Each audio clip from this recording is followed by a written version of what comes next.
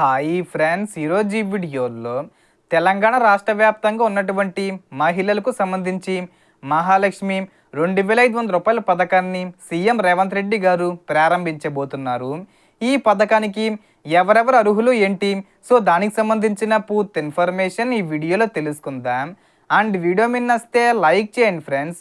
మీరు చేసే ఒక లైక్ వల్ల ఈ వీడియో ఇంకో 10 మందికి రికమెండ్ అవ్వడం జరుగుతుంది ఫ్రెండ్స్. సో దాని ద్వారా ఈ ఇన్ఫర్మేషన్ అందరూ తెలుసుకోగలరు.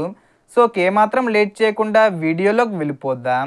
సో తెలంగాణ మహిళలకు సంబంధించిన మహాలక్ష్మి పథకం గురించి మరోసారి చర్చలు వేగంగా జరుగుతున్నాయి.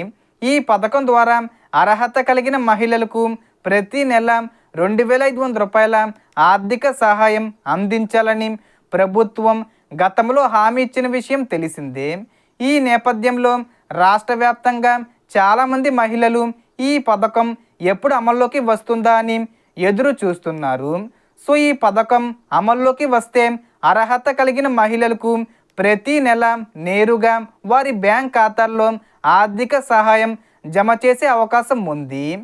అందుకోసం Aadhaar card, ration card, bank ఖాతా వివరాలు, మొబైల్ నెంబరు వంటి పత్రాలు సక్రమంగా ఉండేలా చూసుకోవాలి.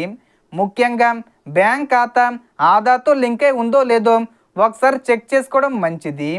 అలాగే రేషన్ కార్డు, కుటుంబ వివరాలు మరియు ఇతర ప్రభుత్వ రికార్డుల్లో ఎలాంటి తప్పులు ఉంటే ముందుగానే సరి చేసుకోవడం ద్వారా భవిష్యత్తులో ఇబ్బందులు తలెత్తకుండా ఉంటుంది.